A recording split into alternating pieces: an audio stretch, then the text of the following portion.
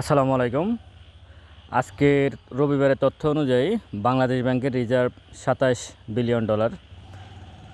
গত 2-3 দিন আগে আমি বলছিলাম যে $25 বিলিয়ন ছিল, তো সেটা আজকে $27 বিলিয়ন উন্নতি হলো। এই মুহূর্তে বাংলাদেশের অর্থনৈতিক অবস্থা, রিজার্ভ বলেন, সুদের হার বলেন, সমস্ত কিছু পজিটিভ, শুধু পুঁজিবাজার ছাড়া। আসলে এখানে দেখার মতো এই মুহূর্তে কেউ নাই। সিকিউরিটি এক্সচেঞ্জ কমিশন বলে বাংলাদেশে যে কিছু আছে, এই অথর্ব কমিশনের কারণে মার্কেটের আজকে এই করুণ পরিণতি। আশা করি মার্কেট এখান থেকে ঘুরে দাঁড়াবে, হয়তো খুব সহসায়, কিন্তু ততক্ষণে বিনিয়োগকারীদের মন মানসিকতা আসলে সব কিছুই নষ্ট হয়ে যাচ্ছে। এটা হচ্ছে সবচেয়ে বড় বিষয়। তো যাই হোক, আসার কথা হচ্ছে যে আমাদের রিজার্ভ বেড়েছে। গত মনে হয় এক সপ্তাহের ব্যবধানে আরও $2 বিলিয়ন বাড়লো। আজকে বাংলাদেশ ব্যাংক থেকে এই তথ্যটা জানানো হলো।